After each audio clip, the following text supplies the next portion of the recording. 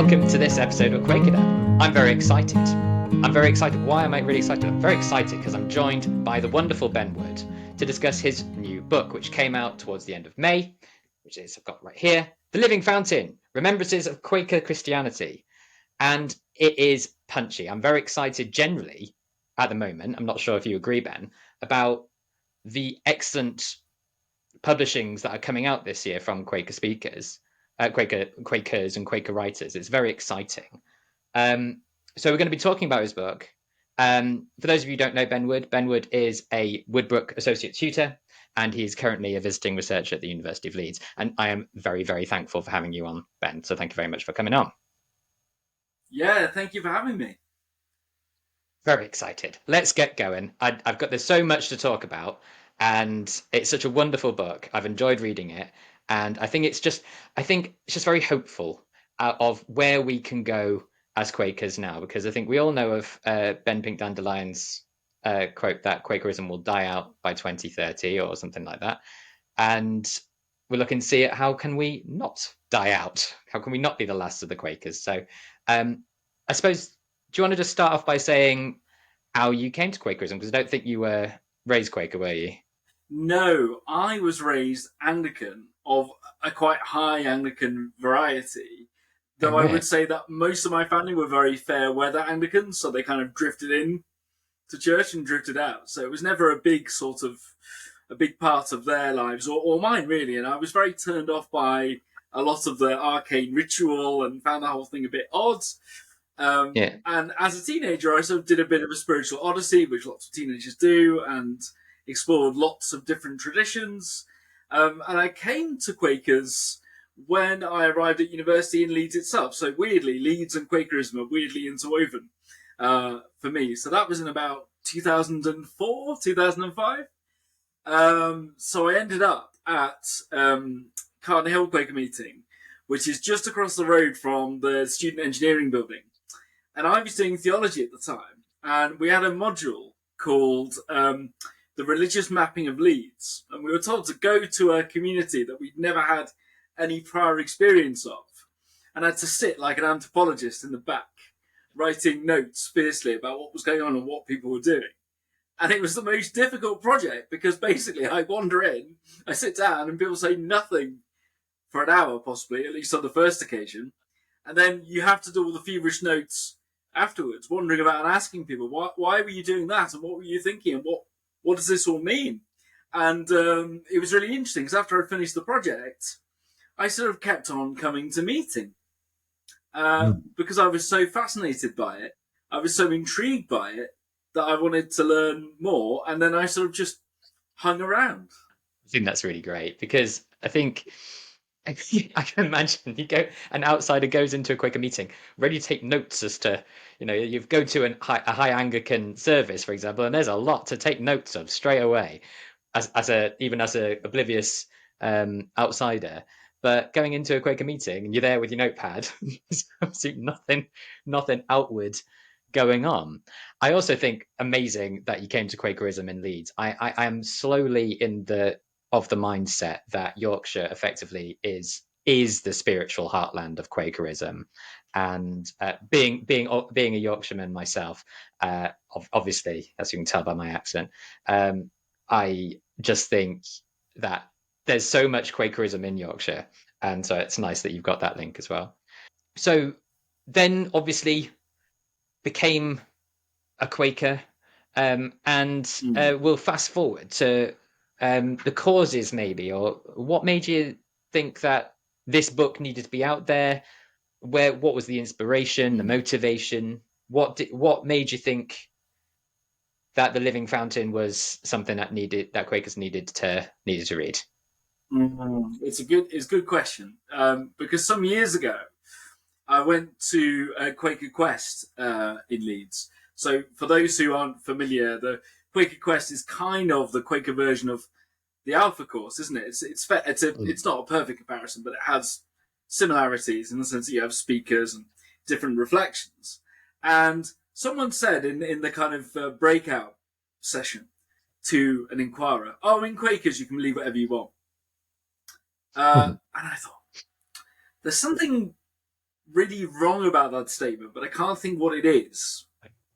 Because it's not, because Quakerism is not, I don't think, about a checklist of beliefs, but at the same time, the idea of maximum permissiveness, and it kind of doesn't really matter what you think's going on, felt there was something not quite right, and it took me many years to work out what the problem with that question was, well, with that answer was, and trying to kind of unknit it and try to work out exactly what the implications are for the person saying that. So, what are they saying underneath that statement? What's being communicated?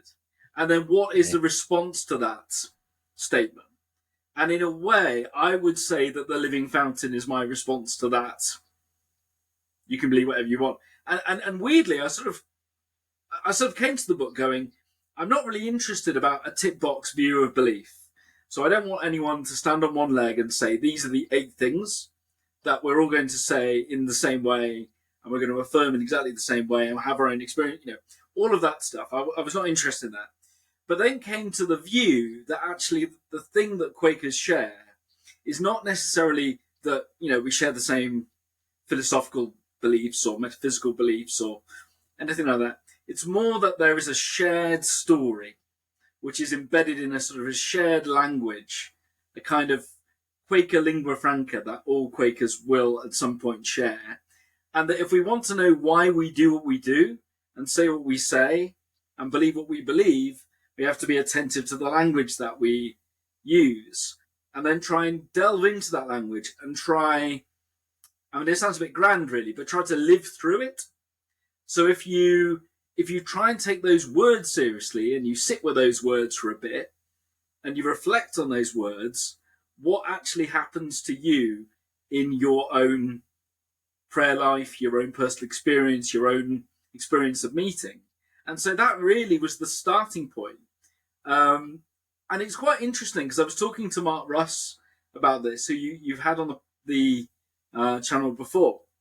When I actually started writing the book, I said to Mark, I actually started writing from a place of annoyance because I'd actually Hmm. come across this sort of maximum permissiveness before.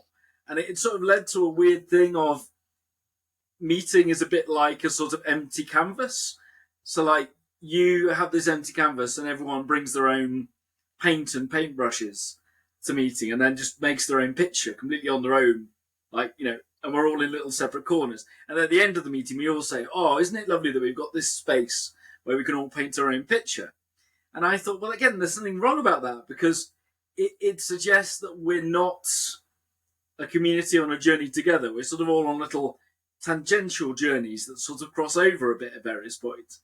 And I thought, well, how can we imagine a situation where we can be brave enough to have a shared canvas and a shared pot of paints and paintbrushes, and maybe that's another way of thinking about why I wrote the Living Fountain. It's the idea of working out what we share as well as the ways in which we might differ.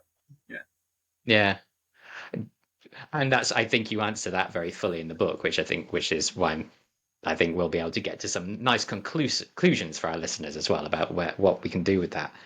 Yeah, I think it kind of, I think this comes to like the initial, maybe not problem isn't the word, but situation where liberal Quakerism has got itself, which we kind of need to solve or move forward with, because I feel there's a lot of butting heads going on in Quakerism, which isn't necessarily helping us um, speak collectively or with each other or with people trying to understand about Quakerism. I think basically, going back to that point, you saying about in Quakerism you can believe whatever you want. I think it's it's the difference between, it's not about your belief, but our belief, and how those two fit together, I think, is really good. Because I think if we are in these private bubbles, then what does that mean for our Quaker community? What does that, we are called the religious society. How can we be a society if we're nowhere, um, if we're not together on any form of topic? Um, what do our testimonies mean if we can't explain them? And I think that's kind of what you're sort of saying as well. Is like, what, how, how can we have these beliefs if we can't explain why we have them, apart from maybe just some humanist because it's good to do nice things and work for charities and things like that. Um, so I think the Mm. first thing that you look to try and uh, gauge and or separate in your book is this idea of thin Quakerism versus thick Quakerism. Do you want to just maybe unpack that a little bit? Because I know there's some anthropology behind that, but in terms of its Mm. relation to Quakerism, what's this dichotomy explaining? So yeah, I was very cheeky. I just took this term for anthropology. So it's there's a fellow called Clifford Geertz, and he talks about the idea of a thin description and a thick description in regards to if you enter a cultural context or situation or community, what do you see? For Clifford Geertz, he said, well, the problem is a lot of the time what anthropologists do is they look at like big broad patterns and they try and map it onto like an abstract picture of a society. So they'll just talk about, marriage rituals in the abstract, or childhood relationships in the abstract, or motherhood in the abstract. And actually, he says that's not how you understand a community. What you have to do in order to understand a community is you've got to understand their stories and their symbols and their rituals, and also the ambiguity of gestures. I mean, I gave the example in the book, didn't I? The quotation, or where Goethe says about, there are two lads, and one of them has, shuts one eye, and Goethe says, well, is that just they've got an irritated eye, or is it a wink? And if it's a wink, it has a whole different set of meanings for that particular relationship and that particular community. So if you want to dig down into a community, you have to look at the specifics and the kind of granular, deep picture. And so I would say that thin Quakerism is what happens when Quakers basically start treating Quakerism as if we were outsiders, as if we were looking at Quakerism from a very great height. And we can pick out, the mountains and the peaks, and we can get a general picture of what it's like to be Quaker. And we talk in very general, very abstract terms about Quaker belief and Quaker thought and Quaker images and words. But we actually, because of the great height, we can't see the trees, can't see the lake very well, we can't see the fish in the lake, because we're looking down at our own tradition as if we were outsiders to it. And I think this is probably, this is the controversial comment, I guess, which is I think this is what happens when liberal Quakerism, to use Ben Dandelions' term, becomes liberal Quakerism. So when it becomes hyper liberal and hyper general and hyper inclusive and hyper universal, it becomes this sort of looking down from a great height. And as Quakers, you end up sort of behaving as if you were an outsider looking in, rather than somebody who's embedded in a community of persons. So yeah, that is quite a controversial view, I guess. And there's going to be some people who are going to be really bristled by that. But that's fine, and I think I mean, so I've read. It was out ages ago, but I read "Godless for God's Sake," which has David Boulton in there, who you mentioned a lot in your book. He edited it. It's a very rather old, like 2006 to that sort of time. But that I read that as a Christocentric Quaker, and some of it offended isn't the right word, but I disagreed with some of it. But I got a lot of insight from it, and I found it very intellectual and very challenging as a book. So I mean, I think this is fine. We can say these things. I mean, I think so. You talk about radical plurality, and along with I think like the infinite perhaps, this sort of Mm. this liberal Quakerism where anything is permissible, but because everything's permissible, then what's the what connects us, what binds us? And I suppose that the question therefore needs to come, if that's your view, which is I think a perfectly valid view to have, you back it up really well. Where did liberal Quakerism? How did liberal Quakerism get onto this trajectory? And I think I know what you're going to say. And I've got some interesting views on that as well. But how do you think liberal Quakerism went from where it was at its starting in like late 1800s to where we are now in this, where you can have Buddhist Quakers, uh, atheist Quakers, Christian Quakers all in one meeting? How's that happened? Yeah, I mean it's a complicated story, but I think one way of looking at it is it's a reaction, I think, to an earlier period of Quakerism, which was very sectarian. It was very insular. It was very committed to a distinctive Quaker identity, often to the detriment of the society itself. So by the time you get to the 19th century, there are a whole group of Quakers who say, right, this is not a viable posture for any Christian community that wants to be of service to the world. And there are a group of Quakers in the late 19th and early 20th century, including Rufus Jones, who we'll come back to, because I think we both have interesting views about Rufus Jones, who basically say we need to open the doors to the world, we need to open the doors to culture, we need to open the door to biblical criticism and science and astronomy and everything else, all of those great changes, and then let our tradition absorb them and be reconfigured on that basis. And I think what happens through that process, which I suppose we could say is a kind of Quaker Vatican II moment. It's the moment when Quakers go, there's the world. We have to adapt to the way the world is, not to some image of how we'd like the world to be. And we need to throw ourselves into a kind of open political and social posture. But I think the problem with the 19th century and early 20th century project is there's very little discrimination about what they decide to accept. They sort of go, well, to accept progress, capital P, or to accept science, capital S.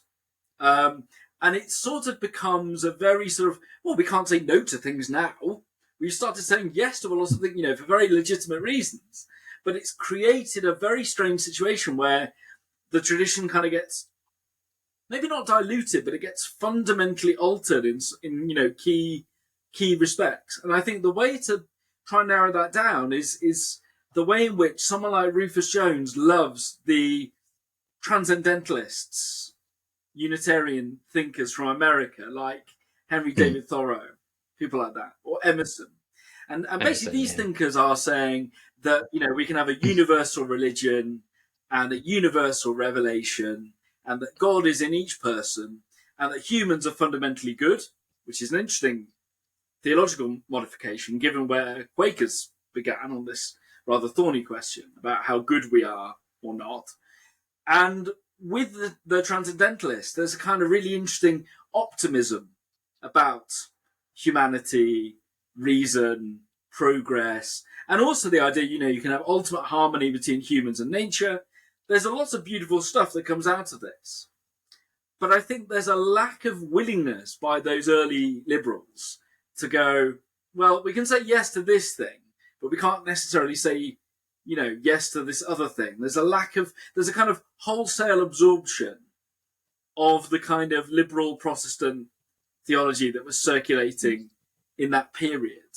And so I think that in itself actually doesn't lead you to fragmented or hyphenated Quakerism, I don't think.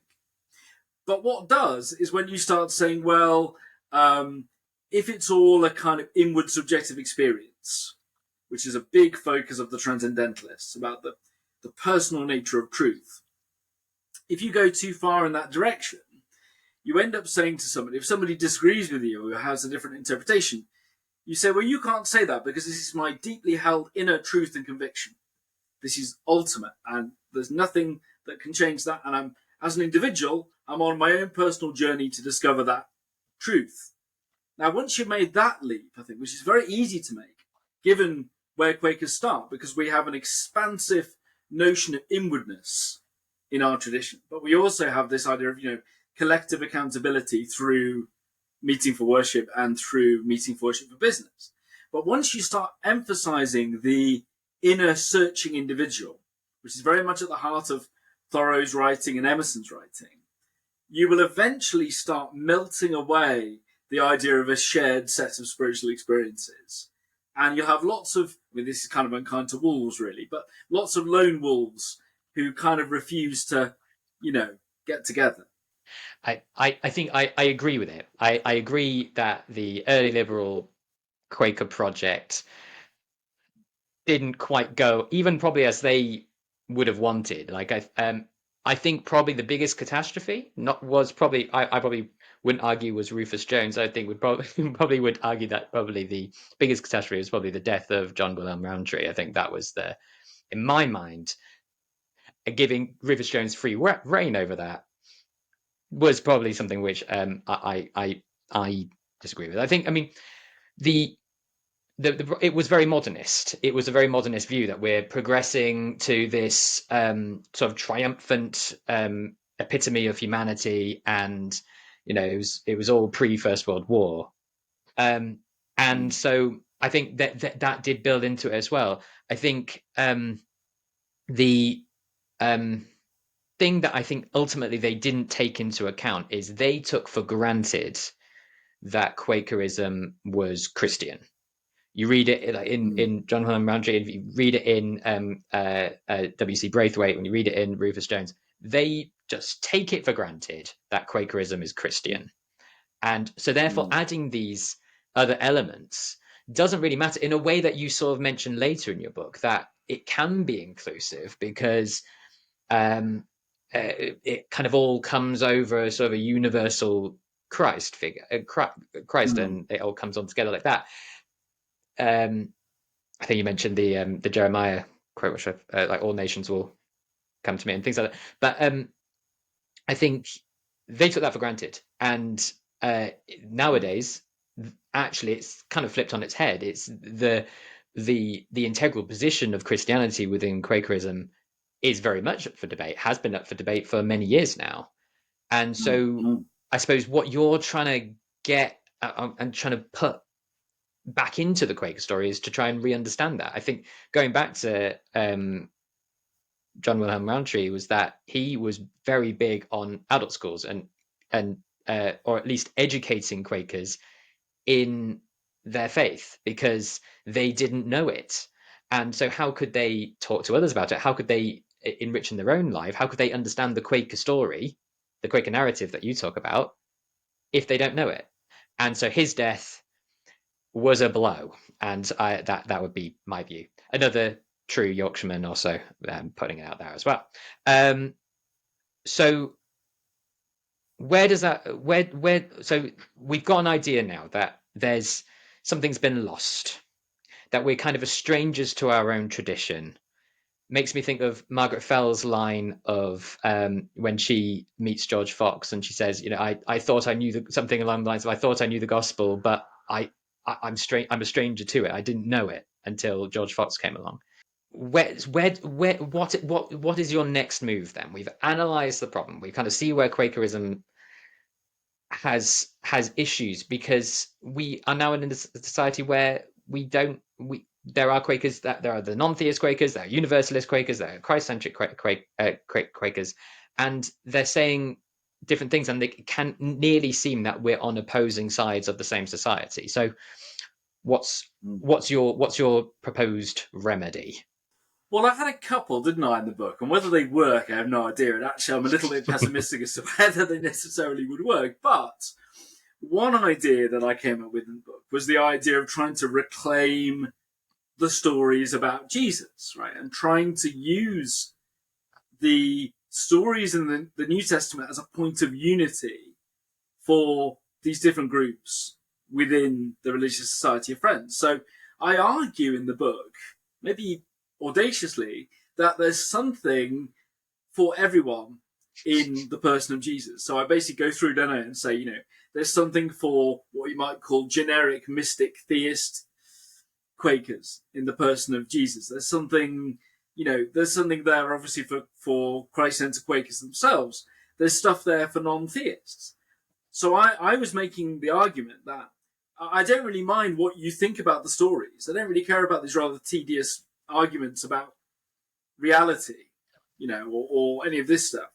what I really care about in this context is, what do the stories mean to you, and are you willing to engage with those stories? Because they provide you with the keys to the various doors into Quakerism. Once you've kind of delved into those foundational words and images, it gives you a way of having a genuine, deep communication with your fellow Quakers on the bench.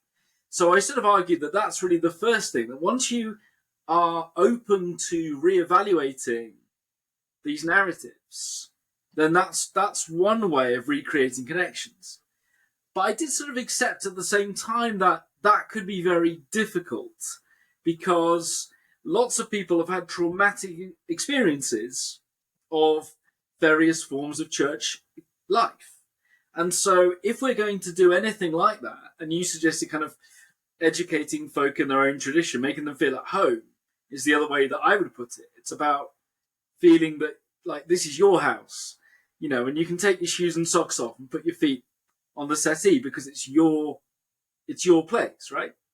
How do we get away from a sort of like weird formality where we either go, oh, we can't touch that because that's the family vase and nobody ever looks at that.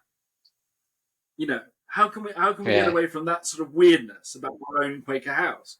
I think this is just.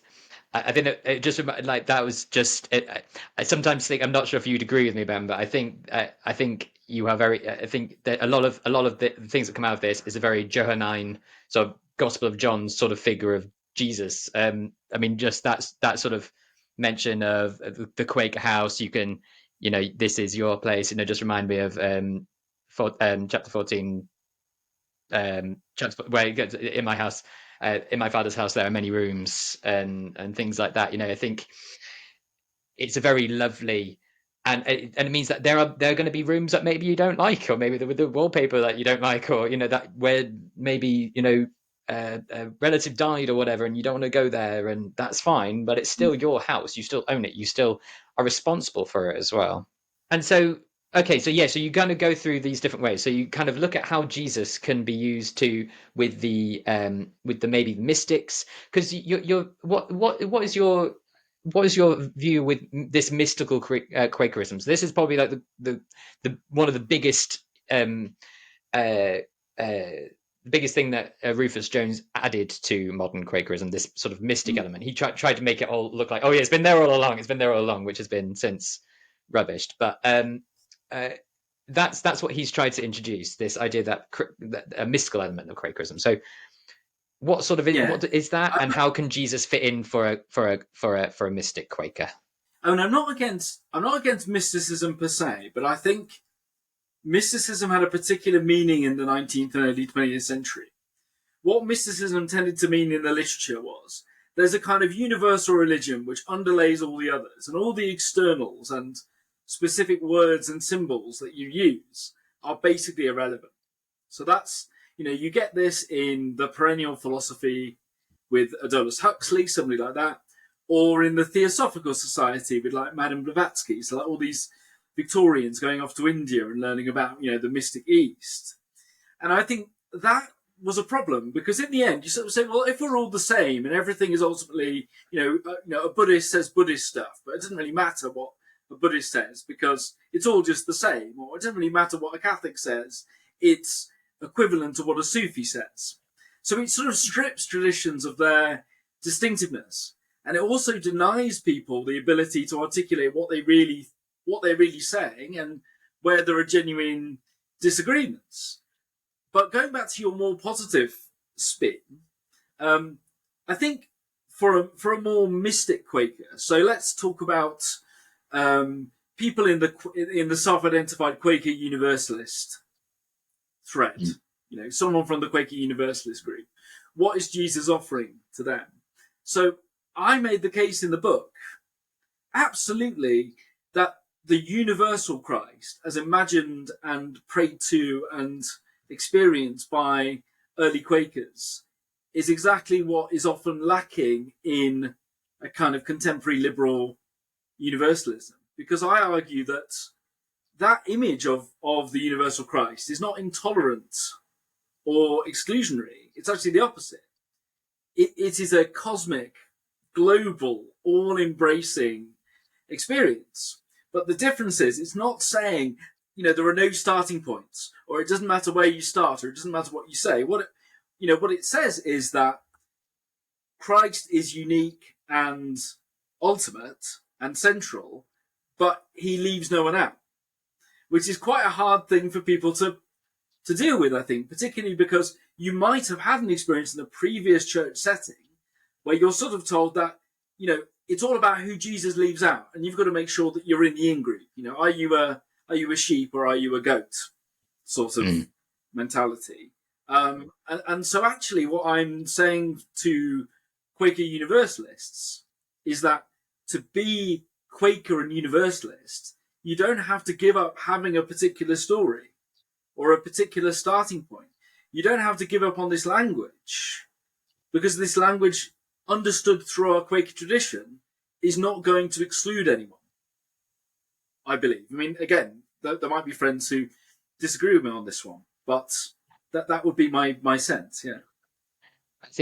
I think you talk about the slow Jesus, so it's not so maybe that's something to fit in there as well. Um that well, I'll leave that to you. How would you describe when you talk about the slow Jesus? What sort of Jesus are we referring to here? So that kind of was my shorthand for what I thought the early Quaker posture about Jesus was really about, which was that Jesus doesn't appear all at once with like a full doctrine and infrastructure and predefined plan. I think I used the phrase somewhere in the book, that the Quakerism of George Fox and the early Quakers is a posture. It's like a way of being. It's a way of being receptive to Christ within. But that receptivity is basically equivalent to your ordinary experience, right? So you go around a friend's house and you know that you can't get the conversation over in 10 minutes. You don't just go, open the door, I've seen you now, I know what you think about every single topic, and shut the door. That isn't how ordinary social interaction happens. It's a slow burn thing, right? So you'll have a couple of hours having a chat about your day, and then you'll say, oh, I've got to go now because I've got to go and pick up the kids. Then you drive off. Then a week later, you do the same procedure again, but you've learnt more in every single encounter, and this is how your friendship and your connection is growing up. So even though Quakers do have bolt of lightning moments, you have Frances Howgill's beautiful description or Margaret Fell's description of her convincement, right? But Mm. those bolts of lightning are actually part of a slow burning form of relationship, I would argue. So Margaret Fell, she has her bolt of lightning, and then she's invited into that regular, coming over to your house, opening the door and having a chat. And I think this is Mm. kind of what's going on with, the Quaker vision of Jesus. So there are lots of people who have got so much doctrinal and dogmatic baggage around who or what Jesus is. And I think Quakerism, our tradition in general, gives those people some space to go, hang on now, I don't need to rush anything. I don't need to kind of come to definite conclusions. In the same way that you wouldn't come to very firm conclusions after one conversation with a friend on one particular topic. You'd want to be like, I need to come back and talk to you about this again at some later point. So that would be my suggestion, that we have the slow Jesus as a kind of antidote to churches that want the swift Jesus, which says, come to our church and take it all in and then go away again. Yes. Well, I love it. I like the idea of my slow unfolding conversation with Jesus. I think that's really nice. And obviously something that universalists can get behind as well. I think a lot of what you're trying to do is in this sort of recapturing of the Quaker story is to go back to the beginning, as of course we've got to, and to look at the views of the early friends, and looking at how we can't, as you said, we can't take 17th century Quakerism and make it 21st century Quakerism. That's not going to work. But you look in particular at the story of George Fox in the book, and his style of worship, his background, the 17th century milieu as well of what it was like to be just a Christian at that time, let alone a Quaker. Do you want to unpack how you think that starting point of Quakerism looked like in the sort of 17th century world, and then we can start Mm. bringing that back into the modern context again and Mm, things like that. mm. I mean, obviously, I'm going to use a contested term, which is Puritan, and obviously, some historians think the word Puritan is helpful, and some historians think it's really unhelpful. But I'm very brave, so in the book I use the term, despite the fact it's got problems. But I think in order to understand Quakerism and understand where Quakerism comes from, you have to understand that stream of teaching that came from Geneva with John Calvin and the way that it impacted English Protestant experience in the 15th to the 17th century. So a kind of quick primer of the Geneva teaching is essentially that God's sovereignty over the world and human souls and salvation destiny is ultimate. Now, with that ultimacy comes the complete powerlessness of people, places, events, and things, because everything is really being orchestrated by God's providence. So if you go back to a 17th century Protestant in England of this sort of this ilk, they are looking for providential signs for everything. So if you look back at some of the diary entries, they're looking for signs from God that they are definitely saved or definitely have divine favor. So it's everything from like I fell off my horse the other day and broke my leg. What does this mean? Does this mean I should not make my journey that God has told me to, stay at home and pray? To a bee sting. Is this bee sting supposed to represent my pang of, consciousness of my own sin? So there's this real inner psychological wrangling going on in a lot of the 16th and 17th century folk who have been influenced by this Geneva teaching. But there's another side to it which creates so much tension because because he's emerged from that world says that God has so much power and so much sovereignty that there is nothing you can do to influence the outcome of your own salvation. Nothing at all. So you could believe things, but belief isn't enough. You could do good things. That's not enough. You could say over and over again that you believe, but it's not enough. Because in the Geneva teaching, God has already decided at the very beginning of the world who will be damned and who will be saved. And this creates enormous tensions for that kind of Protestant. I mean, there are other Protestants in this era who disagree. There's not a unified opinion, but this is the world from which Fox obviously comes. So he's constantly thinking, how do I know that God is on my side? And also, how do I know that my belief is real? Because, so there's this, they worry about doubt all the time. They worry about how genuine their belief is.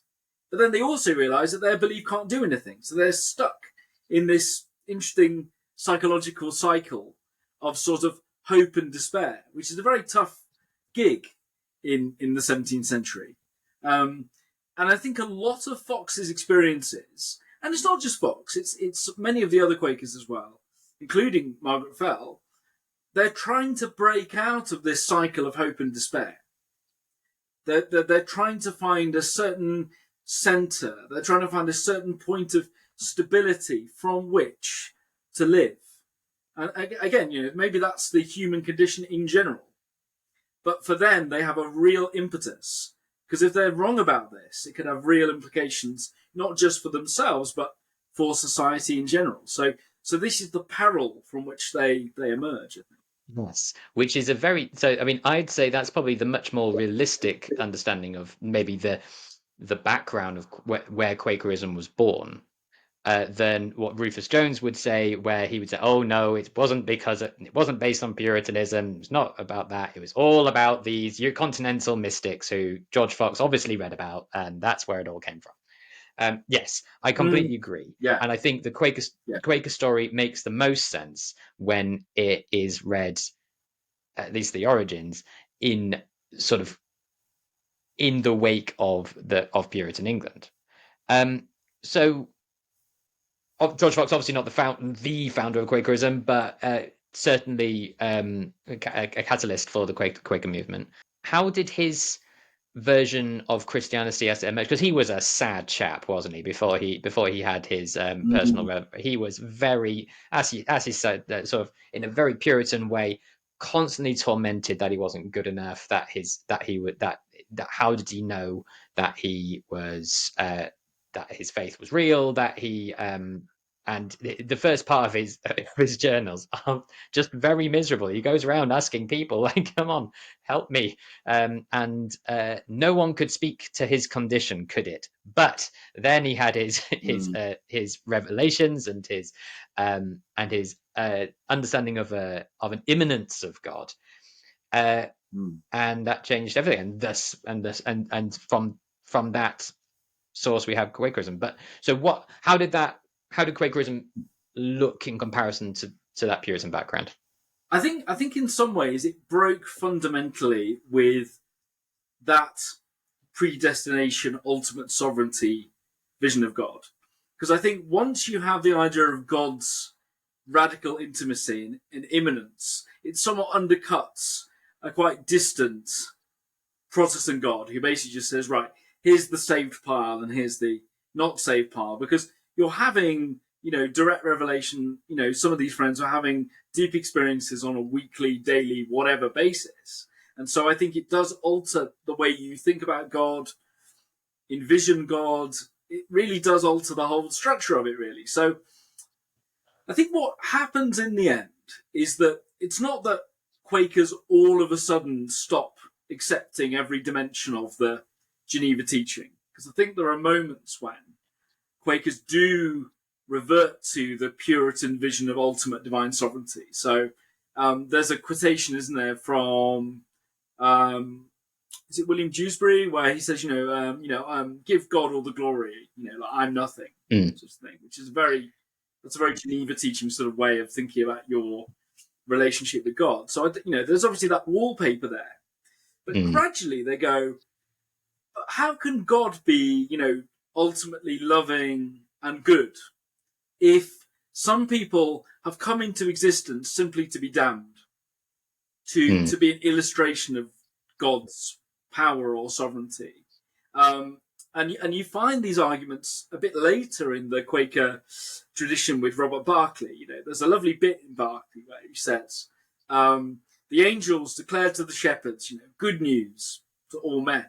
But how can it be good news if the news that's been revealed is, maybe 3/4 of you or more have come into existence in vain? You were intended to fail. There's nothing you can do, and your very existence, your very failure, is intended to big up God's sovereignty.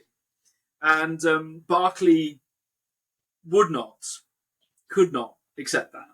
And I think that's a general feeling among many early Quakers who basically want to say, where is the good news in the gospel? Where is it?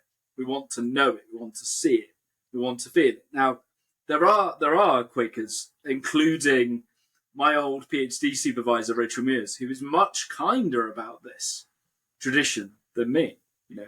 So mm, I'm very mean about Luther and very mean about Calvin, whereas she would say, there's lots of stuff in this tradition that has positively impacted Quakers, and you're just really mean about it. But I am very mean about it, but for very good reasons. I just really want to emphasize that Quakers wanted to affirm not just the goodness of God, but the dignity of human will and human willing. That, it's not just God does everything and we just accept whatever his judgment is, no matter how ghastly it is. That there's a kind of vision of dialogue, a kind of vision of co-creation, I think, between God and his creatures. And I think that is woven throughout um, the Quaker experience. I think it's really fundamental to the way early friends thought about their theology. So to come back to your question, the way they differ from Puritanism is this rejection of unqualified sovereignty. Of course, God rules the world, but he doesn't rule the world like a despot or a tyrant or a prison guard. he rules the world as a loving parent, and that will do wonderful things to your theology if you start from that premise. Yeah. I think the other way in which it was distinctive actually is the idea of divine habitation, which is a doctrine. It is kind of a doctrine, really. It has that status for the first 20 years in Quaker experience. The idea that by experiencing the inward light, you are inhabited by Christ. So Mm. George Fox talks about being of one bone and one flesh with Christ. And of course, James Naylor kind of goes one step further, and sometimes he sort of implies that he kind of is Christ, or sort of is fused with Christ, so the identity becomes almost indistinguishable. And as we know from Quaker history, poor James Naylor got himself in hot water precisely because of that posture. But it wasn't a posture that Fox himself had not committed to previously, because he'd ended up in court where he's asked, do you claim to be the Son of God? And he sort of doesn't deny it. So interestingly, Naylor gets caught because he does something very public. Fox Mm. kind of does the same thing, but a little more subtly. But there is this idea among early friends that, if you are going to be inhabited, by the light of Christ, then in some sense, Christ is literally there in you, which is quite a radical posture. It's not weird in the sense that Puritans would talk about Christ in those in those terms, but Quakers took that really seriously. They sort of said, well, if you're saying that this is what's happening in prayer, then what does that really mean for how I live my life? So it was almost like taking that Puritan strain and sort of taking it to its logical conclusion. Absolutely. I think that personal encounter, that's the thing, isn't it? It's that meeting, that worship is about that personal encounter with the divine. And interwoven in that is this idea of the light of Christ. I mean, this is when we start seeing this come in. That this light, this is something else which has also been changed a lot over Quaker history. One can argue that nowadays, among certain when you hear it used, sometimes it kind of is like, and this is actually mentioned in that godless for godless sake. It kind of becomes the light of this little light of mine, kind of very cutesy, little nice little. Oh, it's this thing that just keeps me warm. But the light of Fox's day was very different insofar as what its purpose was. Yes, of course, there was this connection with the divine, but there was also a sense of uh, personal transformation as well, for good and bad. Yeah, Well, yeah, ultimately for good, but that you recognize bad things in yourself and things like that. yeah. So it's a bit like, I mean, there's a lovely quotation. Can't remember exactly where it is, but it's in Zechariah, I think, and it's about where God purifies the metal, so the fire of a furnace. And early friends are really keen on this idea because it gives you the sense of stuff that is kind of heavy or an accretion on you or a kind of distortion or blackening, that it can be somehow removed and left to one side. And so they saw worship as being like, like the person is a bit of metal on an anvil being forged. And that is really tough imagery Mm. because that's not cutesy or cuddly. That's actually suggesting that it might hurt a bit. It might be quite difficult. It might be quite painful as a process because you have to look at aspects of yourself maybe you don't want to look at. And we all have these aspects, where the language of sin, I think, is important because it brings home the idea of mutual woundedness. Like, I'm wounded, you're wounded, we're all wounded. And we need to find a collective way, not just an individual way, of feeling whole, feeling healed. So that probably leads beautifully to like not just the separation between Puritan and Quaker, but between liberal Quakerism and maybe other forms, where I think liberal Quakerism, as far as I can see, has almost entirely given up on the language of sin, because for quite understandable reasons, actually. Because I think the language of sin can be weaponized, for homophobic reasons, or for sexual policing reasons, or for all kinds of, it's used as a weapon for social control rather than about the relationship between you and God. And I think the experience that people have of the way in which the language of sin is used is just a code for social conformity, or something else, rather than getting to the sense that actually what the language of sin is about is that we live in a world where, we don't know how, we don't know why. We've got all these images, but we don't have a definitive answer to why it occurred. But there's a gap in the world between what we think the world should be and how the world is. And it's that fundamental existential gulf. And we all live that day to day. It's when somebody says, that's not fair. Or, why did that happen? We shouldn't let that happen again. It's that constant gap between, what is and what might be, I think. And so the language of sin is essential because it gives you a map from which to understand what the light is for. The light Mm. is about transforming you from being strangers to being friends, to feeling estranged in the world, to being at home in the world.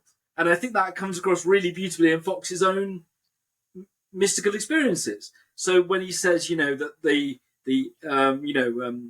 it was open to me, and he said he was taken up into paradise, past the flaming sword, and that he smelt creation anew. And there's a wonderful bit where he says, I knew all the virtues of all the creatures, which is really interesting, which is probably why Rufus James thought he must have read the Continental Mystics. Because the theory of virtue is the idea that if you knew everything's true name, you would know how everything worked. So this kind of is, this was the view of the medieval alchemists, that if you knew the inner essence of each thing, you could perfect it. But there was also this view among both Protestants and Catholics that Adam was the great doctor, the great physician. That at the Mm. beginning of the world, humanity knew everything about their surroundings, that we were in complete harmony with creation. And that the fall is the great rupture where we start seeing creation as an object to be used or exploited rather than something to be cherished and something to be loved. So you can take the language of sin and fall however you like, but there are wonderful, beautiful complexities there, which I think Quakers would be unwise to throw away, just because we want it to be, modern.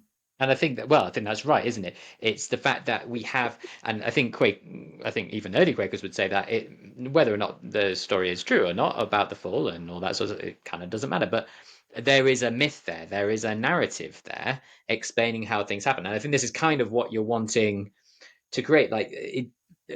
And it doesn't actually matter if you believe the story necessarily, but the story is important because it explains why we're here. It explains why we do the way we do things, and we are building on a tradition, on a lived experience.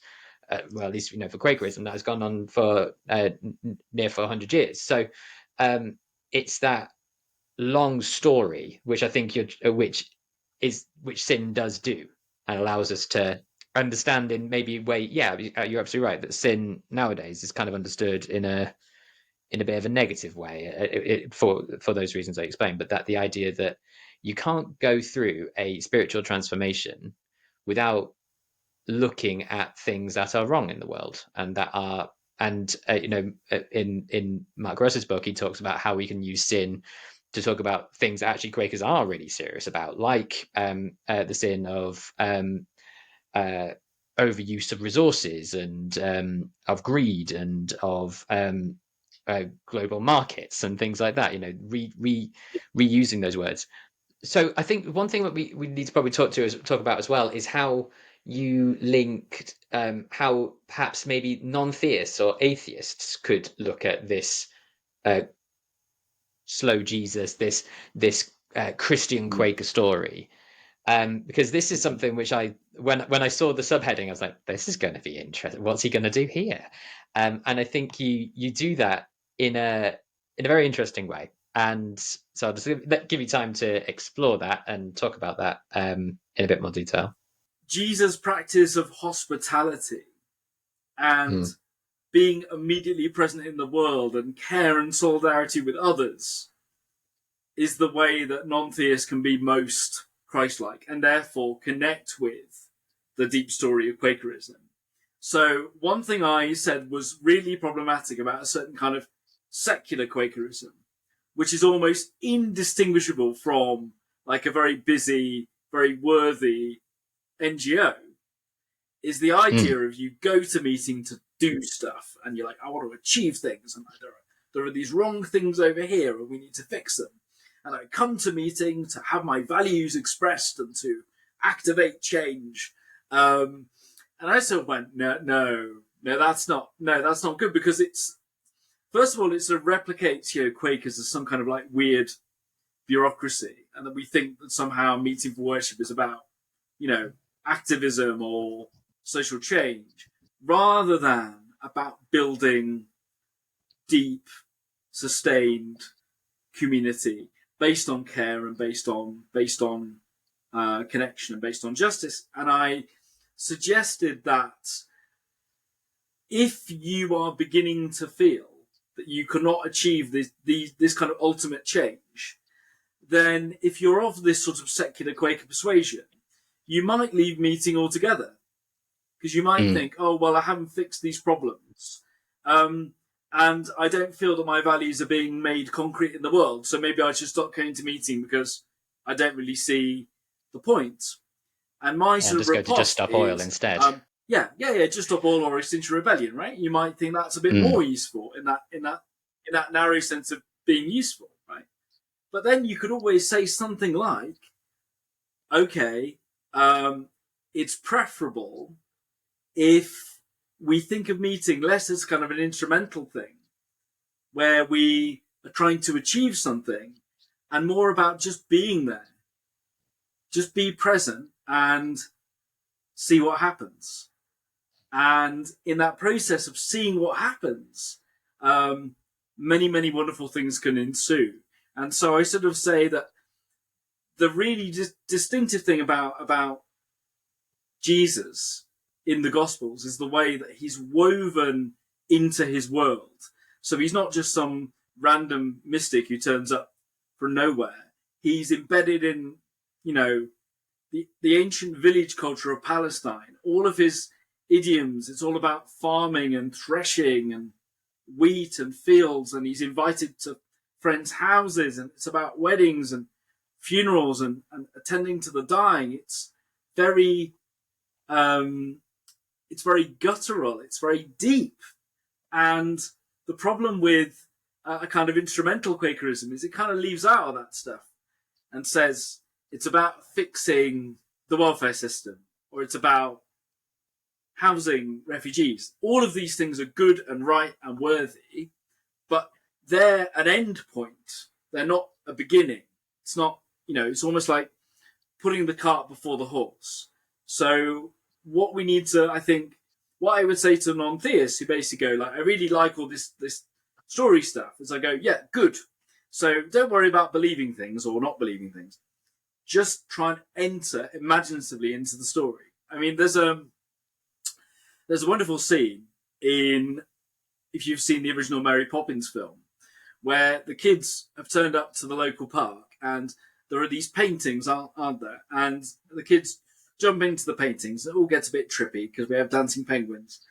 And I kind of think to myself, well, actually, this is kind of what Quakerism is about. So you take the narrative of Scripture and you take these images of Scripture and then you jump through the pavement into these words, the depth of these words, and you try and live through them and test them out. So, and see where they'll get you. So when you think of the words about God or light or love or spirit, see how far you can live through them and live them out and see what they do. Test them out. And I think, I, to me, that is really the the the vision of Quakerism that I'm trying to get across in the book. And that's what I would say to non-theists, which is like, honestly, if you feel really strongly that you don't accept that this really happened, I don't really mind. mm, After a certain point, it's somewhat, abstract. The question really is, this is your story. This is your house. If you keep on just spending all your time saying you refuse to believe in a particular room and you refuse to, you know, out of principle to go into this particular room, because you think it's full of superstition or whatever. I just feel that you're going to have a very sad time in the house. You're going to confine yourself to a couple of rooms where you feel that everything is organized in a particular way. But the moment you step into the hallway, you'll be like, oh, I don't like this. Oh. This feels like a very sad way of being Quaker. That's kind of what I'm saying. And I think it just feels like it's people are cutting off deep roots and deep sources that they don't need to throw away. I don't. Yeah, I mean that would be my sense. that Yeah. we can have this story. What we do with it, that can be, continually changing. I mean, yeah, I came to Quakers out not really very Christian at all, but I liked parts of the Christian story, and that's partially because I'm a European and I can't not be raised in some way in a Christian setting. I mentioned John 14, that in my father's house there are many rooms. I remember listening to that in primary school, and I don't know why. I just found it a Mm. lovely image. I really liked it. I wasn't raised Quaker. I wasn't raised Christian, but I liked that imagery. I liked that a lot. And so it doesn't matter whether we like it or not. It doesn't matter if we believe it or not. It's what does it if that is our tradition and that is our heritage, and that's something that we've got to take seriously, even if we don't believe it. We've got to think, well, this is our story, and if we're not looking after this story, who else will? They're not going to leave that to Just Stop Oil, because Just Stop Oil won't care about the Quaker story. I mean, I would also say as well that if if we're thinking of belief as well in that very tip box way, that's totally wrong. So if people say, "Oh, am I coming here and do you expect me to believe in the physical resurrection or that Mary spoke to an angel, or almost as if we're just saying, oh, belief is like a switch, like you switch it on or you switch it off. And I mean, what I'm saying is, live through these stories and see what happens. And like through that, living through them and trying to take them seriously, you might find that you have feelings which most philosophers would regard as believing in. Maybe you don't like the word belief because maybe you think it's dogmatic. Maybe you think it's irrational, whatever. But if you live through the stories and you're changed by them, and then you're willing to trust them, I would use the word belief to describe that. But I don't think somebody just wakes up in the morning and says, like, today I believe in the resurrection, or Mm. today I believe in, angels coming to visit unmarried women. Like, I really think that it's something that it's back to the slow Jesus again.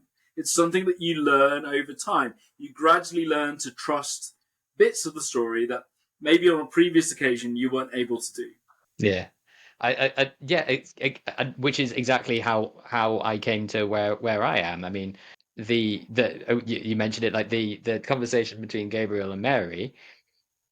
That I wasn't Christian at all, but that just struck me and I just didn't know what to do with that for a long time. And so, I mean, it doesn't have to lead ultimately to belief in like a fervent belief in everything that the Bible is saying in any way. But I mean, it's that. Well, what does that mean? Because then we can say, I I do this may be a form of what we would now call testimony, because Mm. of our Quaker tradition of this, and I have lived and understood it through these stories. Because one of the main thing that Mm. my wife, who isn't a Quaker, would said to me is that, well, what's the difference between Quakerism and going to Quaker meeting and going to a pressure group, or to a social justice group? What's the difference? Because I feel that if we lose these stories, and we are left with these uprooted testimonies, which a lot of people do come to and say, well, we don't believe in a creed, blah blah blah, but we have our testimonies, blah blah blah. That's perfectly valid and perfectly true, but we have our testimonies for a reason, and our test Mm. and if we just have our testimonies on our own, on their own, if we had truth, um, um, uh, simplicity, and all, and equality, these are things that anyone can hold without being part of the Quaker story in any way. So we need to explain, why do we do Mm. these things Mm. for a Quaker reason? Yeah, yeah, And and I think there's a danger, isn't there, that if we uproot them, then the language of testimony becomes a kind of bland statement of corporate values, right?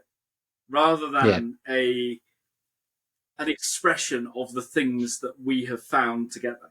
and that's it. And I think this is done primarily. I think, and this is something that you talk about, the difference between immanence and transcendence, and that we don't believe in this far away God, or this far away divine presence. We believe very firmly that this divine presence is talking to us, is having a conversation. Is This was what got the early friends so animated and so excited, because they believed that the second coming was here, that Jesus was coming to them and talking to them in their meetings. And that's still true to us today. What we call it and how we do it doesn't matter. It's still that imminence, and what that imminence can do to a life, and to uh, the what we do with our life is huge. Like Mm. the king. So you mentioned that Luke 17 quote, that the kingdom of God is in your midst. It's right there. That's what it is. I think something else that you mentioned with atheist uh, Quakers was this idea of that Jesus, uh, especially in the Synoptics, did things in sort of in the shadows, in the background, in the fields, in the away from, like, he didn't do it in he didn't do a lot of his great miracles in Mm. front of the high and mighty. He did them in his friend's house, or around the in an isolated village. And so the idea of doing good, not for the show of it, not because you're going to get a reward, or that's points to go to heaven later, or anything like that. That by doing this gradual shift from bad to good, um, you know, um, is something which atheists can accept as well. The only thing I suppose I would add is that I actually stole. Well, I say stole.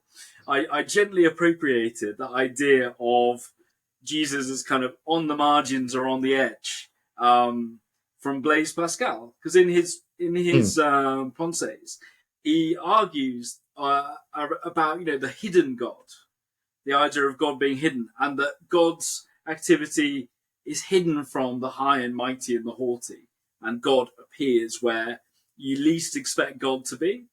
Which I think that is actually a challenge to non-theist Quakers to go, so part of this posture of being Quaker is to be open to the unexpected. And if we start hiving ourselves off into boxes, so like all the Christ Centre Quakers, we all fold our arms and say, that's what we think. Then this other person over here says, well, I'm a universalist, and that's what I think. We're not open to the unexpected. We've decided that the box has been shut firmly on whatever this is. And I think what I'm saying is we would all be better as a community of Quakers if we let the box just breathe and not shut. Any doors. We are open to an ongoing experience.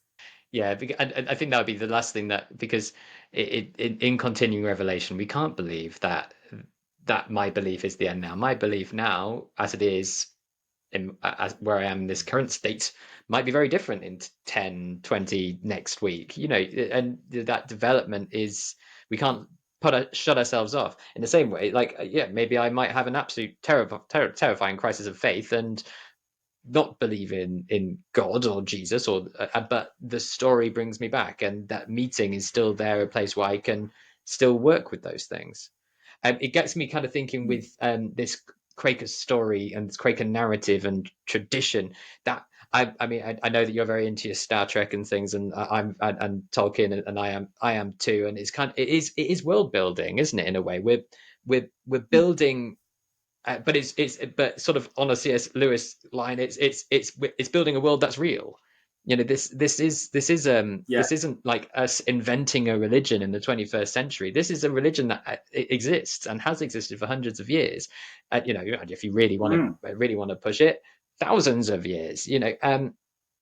And we're a part of that. And it sometimes feels when when I'm reading, and when I'm having these conversations with wonderful people like you, it's sort of like I feel like I'm discovering something for the first time, but it's discovering something that it's rediscovering. It's been there, but Mm. it's just not necessarily been shown, um, which I think is a shame, and something that this is what I think a lot of people are building up on. I mentioned when we were talking yesterday, I feel that 2023, with the books that are coming out, and with and with the prestigious people talking about this sort of need for nearly a renewal, or a re-understanding or something like that. I feel we might be in this sort of, maybe we're ready for our Vatican III moment. I don't know. I mean that. I mean, it raises a. I have an interesting question for you, really, in a way, which somewhat breaks the interview format. But do you think, in a way, because obviously you've been thinking about so many key kind of Quaker concepts, and you've interviewed quite a few different people, and you've been thinking about this all the way along. Do you think, we're maybe reaching an interesting generational shift point, tipping point? Because I increasingly have these conversations, especially with much younger friends, and that's very interesting to me. That really fascinates me. Well, I think we have to. I think we can't. I think what a lot of people are seeing, this problem of, we're not a social group, we're not a pressure group, that we can be, and that's certainly something that we can be, but it's that's not our be all and end all. I think you see it in loads of different things. I think people are concerned that in our accepting of everything, we're throwing away what we already had. And so I don't know, just in terms of um how different people talking about Quakerism, and that they're trying to regain it. I'm not sure if you've read Primitive Quakerism Revived, not Primitive Christianity Revived by William Penn, but Primitive Quakerism Revived, by an American, uh, which Paul Buckley, who's an American friend, but again, similar lines, trying to go back to the sources and not try and regain Quakerism as it was in the 20s, in the 16th century, 17th century, but to take, as you have, try to take what's good and show, look, this is our heritage. And I think this is what is so important. I think this is what has to change. We can't go on forever on our universalist path, because in the end we'll be universalists, and there already are Mm. universalists. Um, how can we be a Quaker universalist? That's a good question. It's a question that you're looking to answer. There are already Christians. You can be a Catholic, you can be an Anglican, you can be whatever. But how do I be a Quaker Christian? I think reconnecting with the Quaker character of anything doesn't mean you have to be a Quaker Christian. That's something which I think needs to be answered. So I think that's what's being recognized in the books I'm reading and the people I'm speaking with. How it plays out, I don't know, but we have to as well, Mm. because we are like with every religious group, we are in terms of official numbers, we're shrinking. Mm. So we have to Yeah. think, well, Yeah. I don't think that's going off point, but I don't think that's necessarily something that like is because of Quakerism failing in any particular way. And I don't Mm. necessarily mind being a small Mm. denomination, but it raises questions as to, well, what is the disconnect? And I think the disconnect perhaps with Quakerism is that people think, well, I might as well just join Just Stop Oil. And if Yeah. I'm most important, if I care most about doing good, and in Quake I've got to think about other stuff and I don't necessarily get anything out of every single meeting. The sort of capitalist I give, you give me Mm. mindset, then it doesn't give that person anything. Whereas if we introduce them that it's no, it's not like this, Mm. and see Quakerism as a much more as a Quaker meeting for worship and what that means, I think that's what's going to have to change. I think this is what people are trying to get at. And it was very interesting, I think, because a little while ago, I can't remember who we actually said it to, but the comment was fed back to me from Paul Parker, our recording clerk, and Mm. the remark was, in 100 years' time, Quakers will probably merge with the British Unitarians. And I was More of still that is pondering this later. because I was thinking, well, yeah, we'll talk about this later. But I was still thinking about this because actually the kind of radical diversity among British Unitarians perhaps gives you a clue about if you go along this particular liberal road, ultra liberal road, this is what you create, which is an infinitely elastic, somewhat amorphous vision of liberal religion, which is almost like the idea of religion without a kind of ultimate center. Or if there is a center, it's very general because the goal is to include as many people as possible and not to explicitly exclude anyone. And therefore, there is a tendency that this kind of radical diversity becomes a justification for its own existence. So you sort of say, Mm. well, our religion is about being radically diverse. And I find this very confusing because diversity is a description. It's not a destination. It doesn't tell you where to go or what to do. It's just, I'm in a room with a diverse group of people. It doesn't tell you what to do in that room. So I No, just, or who they are. the idea of making religion about diversity, as if diversity gives you a steer for what to do or what it's all about, is, I think, a bit odd. And you find this in David Bolton's writings, Non-Theist Quaker, where, he says we need to celebrate Quaker diversity and increase diversity. And I'm like, well, diversity is great, but it doesn't tell you how to live together.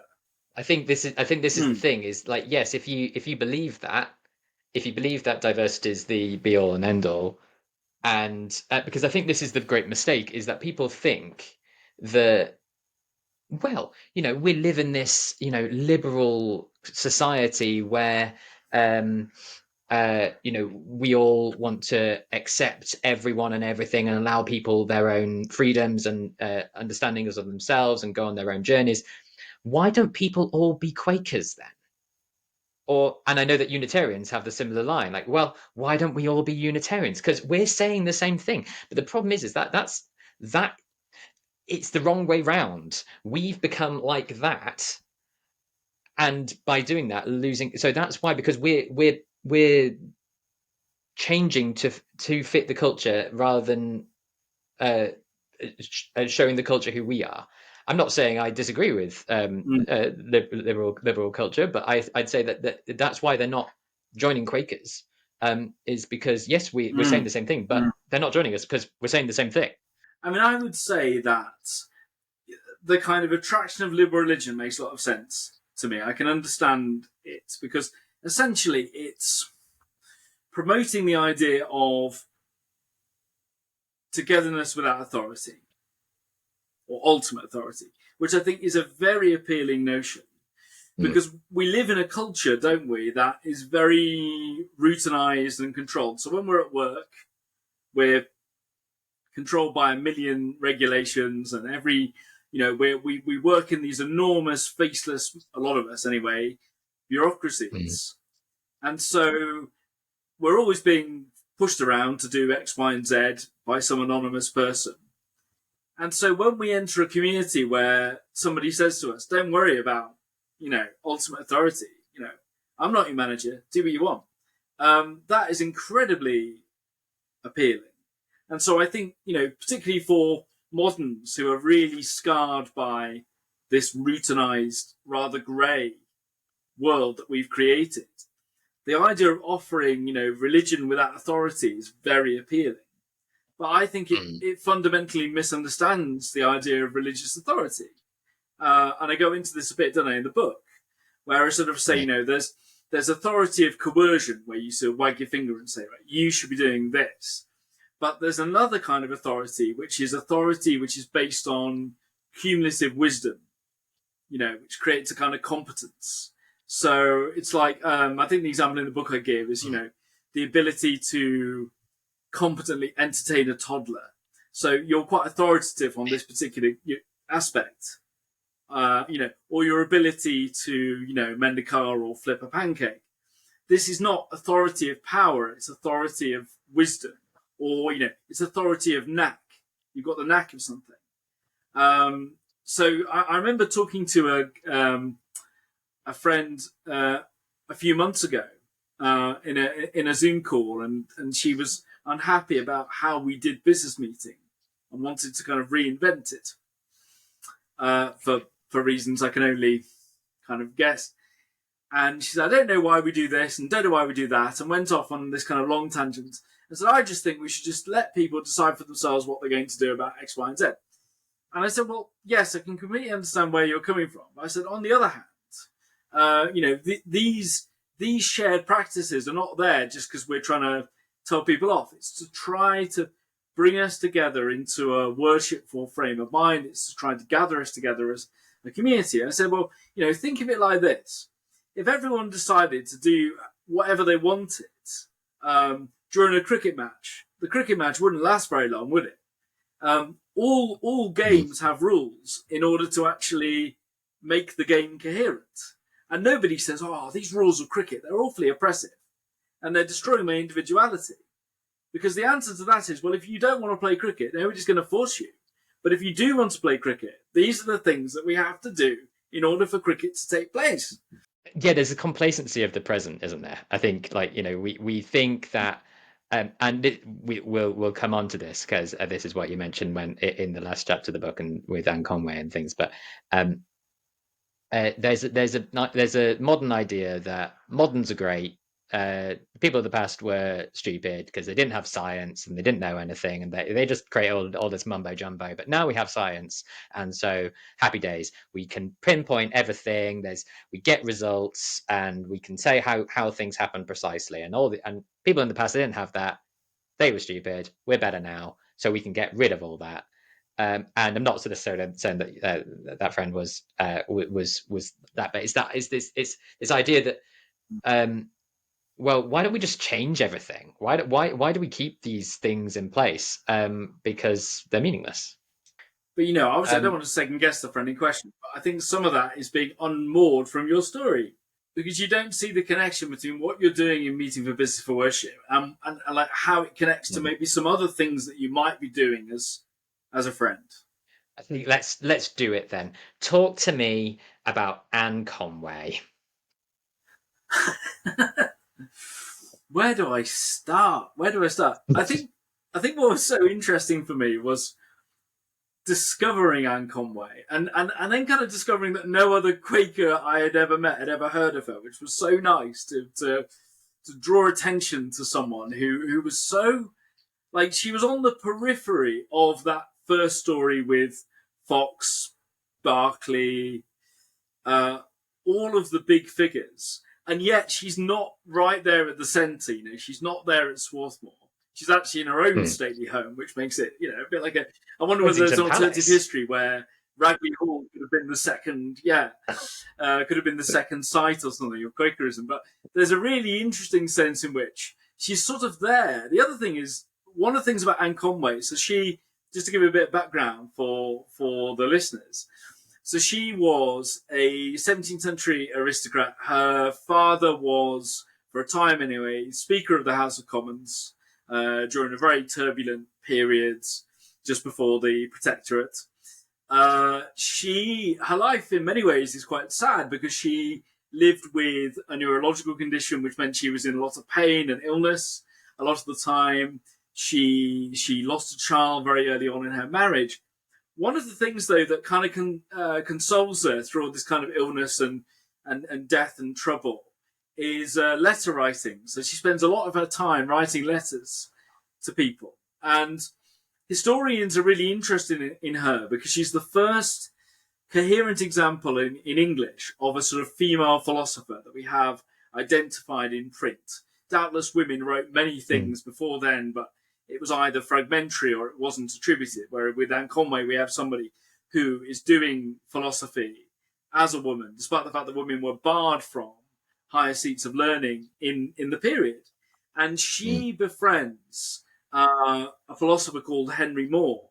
And Henry More was part of a circle of people called the Cambridge Platonists, who were basically a load of country gents who liked to read classical philosophy and try to apply it to their own Christian faith. And she was arguably the first person to do a kind of philosophy correspondence course. So she wasn't mm. able to attend university, but she wrote these vociferous letters back and forth to Henry More. And as a result, she learnt about, philosophy, alchemy, Jewish mysticism. So she was very interested in the Alan. Kabbalah and the meaning of numbers and the meaning of Hebrew letters, and she was just fascinated by all things arcane, um, and she's for that reason should be studied on her own. But what makes her even more interesting is she became a Quaker, Yes. and her household at Ragley Hall was full of Quaker serving staff. So, like a group of her serving women are Quakers, and her husband, absolutely, he's a very, very, again, very aristocratic gent, can't stand this because he says they're weird. They just wander into a room and they don't say anything, and then they wander out looking sulky. And this is driving her husband to distraction. And we've got these letters from her husband saying, "Oh, horrible! They're all just always around my wife, and they're just really strange." And it's kind of interesting, I think, because it gives you an insight about how you keep a marriage together, in a time of quite radical religious differences, and the way that Viscount Conway manages to keep his marriage together is try to ignore his wife and realise that although she's deeply strange and he doesn't really know what to do, he sort of just leaves it in a box and sort of says, "Well, that's a bit odd, isn't it? But I'll just leave that alone." So there are lots of strategies to get through a difficult marriage, and that was obviously theirs. Whatever works. I'd never heard of it. Well, I'd heard of it only because I follow you on Twitter, and sometimes you tweet some lovely tweets about from Anne Conway. But that was my only real introduction. So I was interested how are we going to go from Cambridge Platonism to an understanding of Quaker narrative. Now, obviously, it makes sense because Anne Mm, Conway became a Quaker, but how does this very highbrow sort of philosophy? I mean, this is the bit where mm, like my non-academic mind was really sort of put to the test here, trying to like, okay, I'm trusting you, Ben, but mm. what's the kernel of this? Where does this high well, it might not Yeah. be high philosophy. Where does this philosophy fit with Quakerism Mm. and your idea of a Quaker narrative? I think she draws out what is ultimately, at least for me, most important about the Quaker vision of Christianity. So I'd make it as big and as broad as that. So she Okay. emphasizes the ultimate love of God for everyone and everything. And she does that by blending like a fusion of sort of Platonic philosophy and Quaker Christianity and her own experience. And she comes to this beautiful cosmic image. So we came back, didn't we, to the idea of like why do we do the stuff that we do? What's the point of being a Quaker? And I think she gives us a vision, a map for why we do what we do. And I think the map that we have from Conway is the idea of universal love, universal salvation, and universal restoration of the universe, which is massive and kind of scary. And you think, well, how do I apply that in my own life? But in the book, I try to show that what Conway is giving us is the idea of love in action, right? So the idea is that we this stuff about angels and reincarnation, which perhaps can go into a bit later, because she does believe in transformation or transmigration of the soul, which is a very interesting belief for a Quaker in the 17th century, I would say. But she argues that everyone is on a journey towards God and everyone will find God in the end because goodness is always attracted to goodness and goodness will eventually triumph. But I think her important point for us as Quakers today is the idea of slow transformation. So we don't start off being kind of perfect people. We don't start off being cosmically attuned to the Mm. divine plan. We don't always know what we're doing. But Conway's hope, which I think is fundamentally a Quaker hope, is that everything will be drawn back um, to God in the end. And I think what I found so wonderful about Conway's vision is it was very sort of Romans 8 in the sense that it sort of encompassed the whole of creation in this restoration, right? So instead of just saying, Mm. it's a very human based story, and who cares about non human animals, and all this kind of stuff, which is it's very perennial through the Christian tradition to kind of elevate the human experience while ignoring, the ecosystems and the other beings on which our lives depend. And Conway completely destroys that separation. And she says that all beings are on this transformative journey towards God. And that we as Quakers are on a journey with these other beings to be restored and to be reaffirmed and to be loved. And I thought to myself, well, that's a way of reading the Quaker story that other Quakers should know about because it inspires me. It makes me hopeful. It gives me energy to go and do things. It makes me feel like going to meeting for worship is more than just having some contemplation for an hour. It plugs me into something deeper and larger than that rather thin Quakerism that I described earlier. Like the first time I read it, I was like, I need to read that again because it's completely new territory for me. But I think she's really interesting. I think this idea of eventual salvation, I like. Um, I think it's interesting that her logic kind of goes the way that she kind of goes on that is that there isn't an ultimate evil. Well, you correct me if I'm wrong. There isn't an ultimate evil. So things can become evil, but or rather, they can only become. You can only get so evil before you start becoming good again. Mm. And so therefore, even though Yes. we drift, we will eventually come together. And I think that's a very hopeful idea, especially in the idea of ultimate evil. That well, actually, there isn't any Mm. ultimate evil. There's only ultimate good. And I suppose you could believe that because if you believe that God is created the world and is everything, then therefore there is only good. So bad will only ever lead back to good. Um, but it Yes. might take time. And so then I can understand why this maybe transmigration of souls business might come into it. And it got me thinking with my Tolkien hat on. I'm not sure. It's sort of the opposite of Galadriel's Long War. That it's that she said that that they've been fighting this long war against evil, and or the long defeat, isn't it? That's what she calls it. She's Mm. that she says that like eventually we will lose, um, and all we can do is die, diminish, and go to the west. Whereas hers is kind of Yeah. flipping that on its head, and that's saying actually it's eventual victory. We will get there. We Mm. can only be so bad before transformation comes in, and that can take place through really small acts of kindness, and that can be Mm. although that might be just a really small thing, the ripple effect throughout eternity is exponential. Absolutely. All of that. Yeah. All of that. And that's why I think she's so brilliant because Yes. it basically means that you can make these ripples in eternity. So you don't have to be great or grand or go on every protest march and do everything right. No goodness is ever wasted in Conway. That's lovely because I think there is a great that Quakers want to fix everything, and they want to be on every protest march, and they feel bad when they're not on one, or I can go on a strike and I felt bad, and that's something that a Quaker should do, but it's not about fixing everything. Even if we fix nothing in our lifetime, it's how that magnifies and multiplies Mm. throughout this song of eternity that the divine's been spreading out throughout you know throughout history.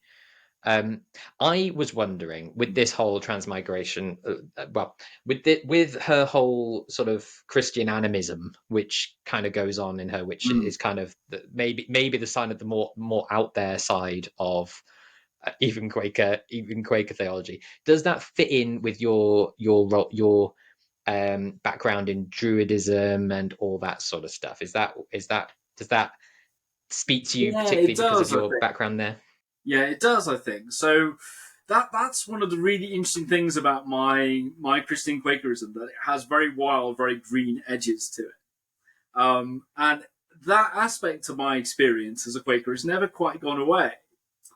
So even when, I'm in my most sort of quote unquote normal phase, where I'm sort of with other very normal looking Protestants, I sort of think there's going to be a moment, isn't there, where I just say something that makes them all go, that's a bit odd.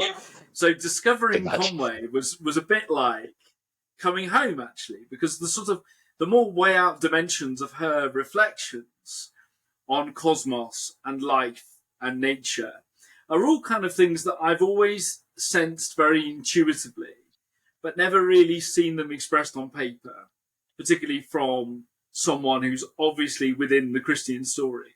So there's Mm, a wonderful quotation where she takes the image of Jesus says that God is the God of the living, not of the dead, and could actually could raise stones up into people. And Conway does a very cheeky thing where she sort of makes that literal. So she sort of says, well, mm, in the great cosmic alteration of eternity, eventually stones will become other beings because they're slowly progressing towards God. And you're sort of like, oh, yeah, well, I suppose in the ultimate sense, we're all made of star matter, aren't we? And we're all mm. made of mineral matter. And we're also. So she's got a real sense of the unity of all creation, which, guides her theological enterprise. But it also, it has huge ecological implications. So if Quakers are looking for a reason why to go on the Just Stop Oil protest, other than I feel bad, I want to do something about climate change, but if they Mm. want to fit it into the broader fabric of being Quaker, then Conway is a very good portal, I think, into a deeper understanding of why we say the things we do and why we care about the things that we care about. Well, that's it. Yeah, absolutely. I think I I just thought, hang on, Quakers have this, um, you know, um, desire for, and it's in the advices and queries to protect the environment, and we kind of fit that in within our testimony of simplicity and so on, and that's fine. But actually, there's a much greater story to be told there, and to this sort of living world that we can talk about, which is very countercultural. It's very culturally relevant to be eco-friendly. That everywhere does that. That's very worldly nowadays.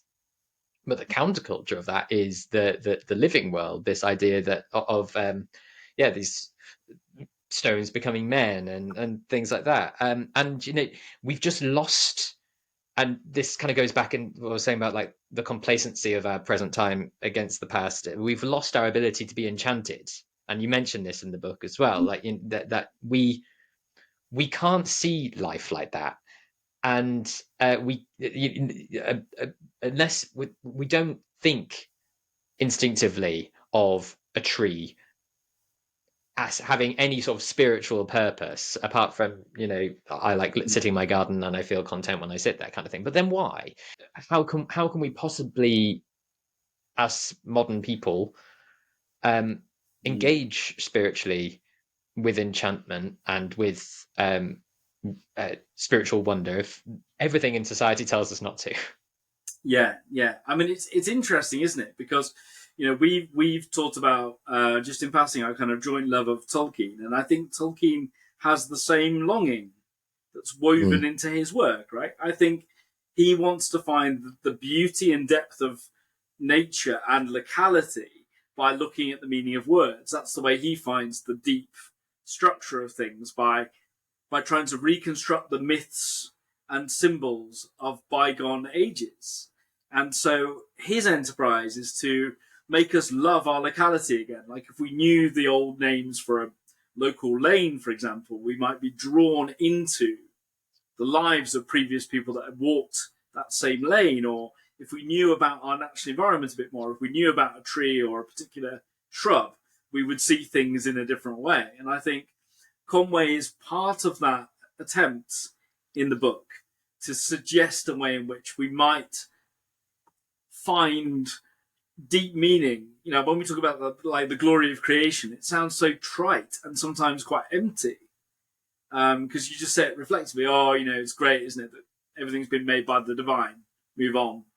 But if you actually sit and think about that for a second, the idea that everything is loved, everything was meant to be. That is both a wonderful belief and a scary belief. Like the posture is mad. If you just say to a random person in the street, you're meant to be here. You know that this is meant. What this is, it's not perfect. There's stuff wrong with it, but there's a deep reason that this is this. It's that is a very interesting place to come from, isn't it? Well, and going from that, going on your line of, well, it's not all perfect.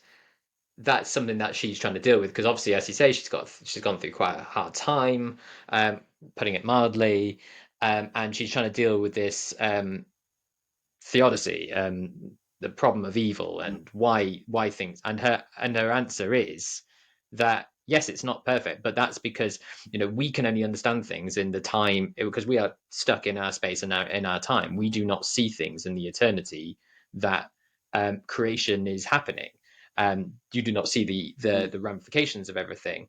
You do not see it's yes, you might think, oh well, that change took billions or millions of years to bear fruit or to sort out, but then what's billions and millions of years in the face of eternity? Nothing. So I suppose going from that, we're Quakers sitting here in 21st century Britain. We've read your book. What should we do? How should we be acting as Quakers nowadays, using with the Quaker narrative in our pocket? Yeah.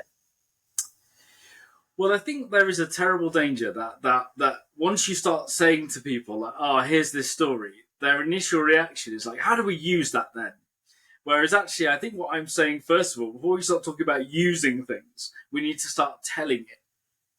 So I think one of the problems is that certainly in Britain, and I can't speak for any other context, that we rush into what is useful, what can I do to change this, or what can I do? And I think that is, again, that's probably part of our managerial productivist modern culture. I think we need as a community to find spaces and times in our gathered worship together or outside worship in study groups or small gatherings even, to start talking about what it means to be a Quaker and what our words are and why they're important, how they impact us, and give us an opportunity to reflect on those words and those stories, and then allow those stories and words to impact what we do after that. So I'm almost arguing for a kind of slow burn. Let's try and reintroduce ourselves to ourselves, as it were. So we are, we're no longer strangers to our tradition. We feel comfortable. We feel like we can say that makes us feel at home. And explain to people, that going home, yes, absolutely. And explain to people like why we believe what we believe, who we are. Because if we just consistently explain who we are apophatically, we don't do this, we don't have that, so you're like us because we don't do that. You didn't like that when you went to church. That's how we can, if we have this robust understanding of our story, we can talk so much better to people, and then maybe that way people will become Quakers because they'll understand what we're trying to say. Tolkien keeps coming back in. I think like at the end, before Frodo goes off to the Undying Lands, he gives the story to Sam, And so this is your story now. I also like that it's a red book, and Quaker Faith and Practice is also a red book, but that's probably delving too far into that. But anyway, um, this idea that passing the story on and saying, yeah, there's might be all sorts of stuff you don't like in that, or stuff that you're not sure what to do with, but it is your story. This is our tradition, and you go off and do something with it now. And that's why I love that our Quaker Faith and Practice is filled with stuff from the 16th, Mm, 17th century to 1980s or whatever. It's our mm, story, and we are coming home to it. mm, mm, absolutely. And I think you're right about this idea of getting away from the language of the negative, right? So liberal Quakers in Britain have this awful habit of starting any conversation explaining Quakerism to other people with, we don't do this, we don't do that, we don't have that, we don't have this. And I go, yeah. Start getting into the habit of saying, we do this, we affirm that, Mm. we think Of that, we course. feel that, we know that. Yeah. Get into a kind of positive affirmation. So the way that I put it in the book is a group of people in the 17th century felt the presence of Jesus of Nazareth among them again, and have been spending 350 odd years working out what that presence actually means. But imagine, like, if you started there at a Quaker Quest and said that opens so many doors, because you're like, Mm. presence, Jesus of Nazareth. What? How do we even know? What questions should we ask? Right. So it opens up a whole panoply. Whereas if you just start from the negative, like we don't do this, we don't do that, it doesn't really get you anywhere. I don't think. What a book. I had to take time on every page with this book, like to feel like I'm understanding where what this means for who we are today. And I think this is what I'm so excited about. And I think this is maybe where this channel is going generally, instead of talking about, well, let's try and help get Quakerism there, because I think this is the change which has to happen. And it's given us a good guidebook um, to do that with. I'm kind of wondering, because of where we are in modern Quakerism, in many ways I see Mm. lots of parallels with where quietist Quakerism was. I think that we're not quietist, obviously, in the way that we're shutting ourselves off, but I think it's kind of the opposite, where we put ourselves so out in the world that we're not ourselves anymore. If you spend so much time on your outward activities and the way that you are as kind of public entities, that you give yourself less time to understand the kind of well springs or the depth of your tradition. I think there are definitely at least two kinds of Quakers, right? So I think one kind of Quaker is very much the barricade Quaker, who is protesting and they tie themselves to things, and they're very, very, very much about faith in action, which is great. And then there are people that are more like me, really, which is the sort of more like William Penn-esque contemplative sort of Quaker, I think, that spends a lot of Yes. time indoors surrounded by books. And I think most Quakers are probably somewhere in between. But I do think that as a community, we are becoming increasingly focused on a form of the public barricade personality, and we don't give enough space to the kind of deep knowing and the contemplative part Mm. of our tradition. I always think that the perfect Quaker for me in this regard is John Woolman, because I Mm. think John Woolman is the synthesis between the activist and the contemplative. So he's really, really prayerful. He spends a lot of time, talking to God, but his dialogue with the divine always draws him out into the world. So it's like breathing, like so he goes inwards to go outwards again. And Mm. I kind of feel like Quakers need to rediscover that synthesis. It feels like the contemplatives like wander off over there, and I bet you have friends in your meeting who are the contemplatives. There are like 3 or 4 of them that come very regularly. They don't make many public political social statements, but they're very kind Mm. of pillar-like. They're very much a staple of the worship. You'd miss them if they weren't in meeting. Yeah, exactly, Mm. exactly. But somehow we have to get the activists and the contemplatives to be together again. That's it, isn't it? I think we've got that. There's nothing that absolute faith in action is precisely what our faith demands of us, really, and ultimately. But the question needs to be, well, why? Which is what the book is trying to do, is to give leg to why we want to be why faith in action, and we feel that that is something that we're called to. So we've come to the part of the interview where I'm going to just throw some quick fire questions your way, Ben, and we'll see where they go. So if you were to choose to have dinner, or dinner with any Quaker throughout time, who would you pick? Why? William Penn, I think. Um, You mentioned why. there's a kind of fun reason and like a serious reason, right? So the fun reason is I get the sense that Penn might have had a sense of humour. Because I remember that old story about Penn where, because he's in the court of Charles II, and the story goes that because Penn wouldn't remove his hat in the presence of the king to make everyone else feel socially comfortable, the king would remove his hat, you know. And I kind of I like this idea of this slightly quiet, slightly tubby, socially awkward man watching the king take his hat off, and like the gasps of horror as this is going on. And I sort of feel like there's a certain kind of humorous quality about Penn. I think he's probably was much jollier than he often appears in some of the writings.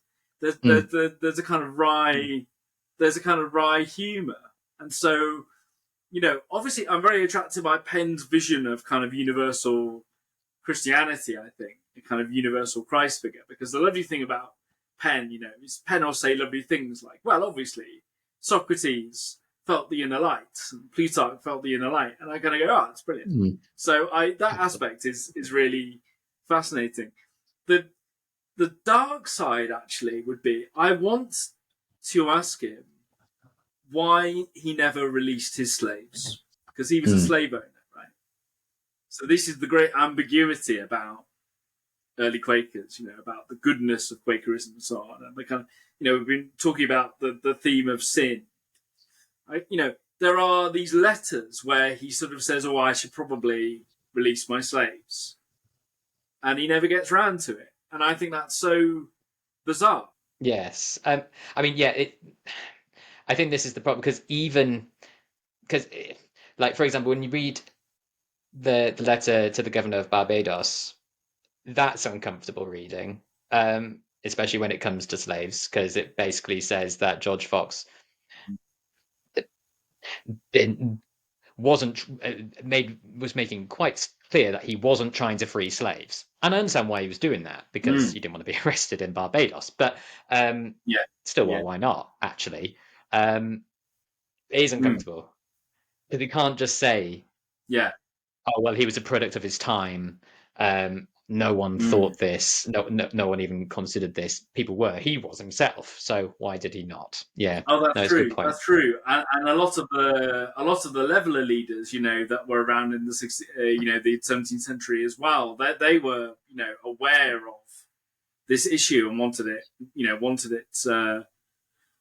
resolved. So you're right. I think, and that's kind of why really I want to have William Penn over for dinner, because there's this kind of wry, humorous side I've detected, but there's also these contradictions, and I'd love to delve into them. Okay, so we finished reading your book. Where do we go next? What recommendations would you suggest to the reader? I don't know whether it's a kind of a cliche one, but it's a book that means a lot to me and has continued to mean a lot to me, and I just think it's something. It should be on every Quaker bookshelf, really, which is Thomas R. Kelly's A Testament of Devotion, which is a beautiful book, and I think it says lots of the kind of things that I've been trying to say in the book. But he's got such sublime prose that I couldn't even match it. It's Yeah. it's beautiful, And you and mention it so quite a I lot in your would book as say, well. yeah, I do, yeah. I kind of return to it, I think, because it gives me a bit of an anchor. So I would say, if you want to get a sense of this vision of Quakerism, yeah, you can't go wrong with Thomas Kelly. I would say. Yeah.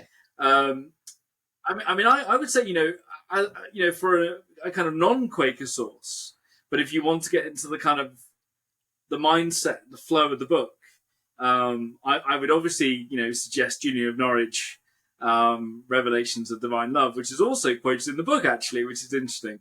It is. So I would say that Julian is a wonderful companion because she kind of helps you understand the big cosmic picture. And I think, if she's not loved by, I'm sure she is loved by multiple Quakers. Some Quakers have told me that they're very, very fond of Julian of Norwich. But I think, yeah, absolutely. I might actually invite Julian of Norwich to my dinner party with William Penn, because I think that would William be Penn. very interesting. They would get on. Yeah. And then I suppose also, if people wanted to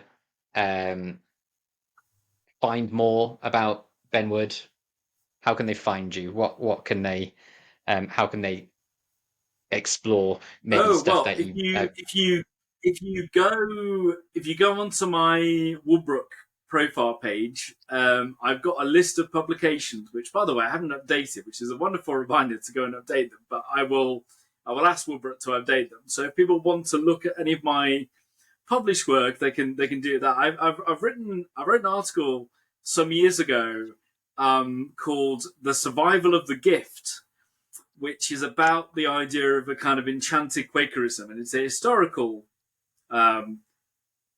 survey, but it's got maybe seeds of what the book became, and that's open access, so anyone can actually read that. So if you want to delve into the kind of complexities of early Quaker tradition, that might be a fun place to start. So yeah, the survival of the gift, and you can find the details on the book page. Brilliant. Well, Ben, thank you very much for your time on this. We're going to go and have a conversation now on Unitarianism in a minute. But for this video, I just want to say thank you very much. I know the listeners will find this so interesting, and I will recommend. I'll put descriptions in below to go and have a look at again that book, because it is phenomenal. So thank you very much. Thank you. Thank you very much for watching the video. If you liked it, please do click on the thumbs up and the subscribe button to get more videos about Quakerism in the UK today. It really does help, and thanks once again.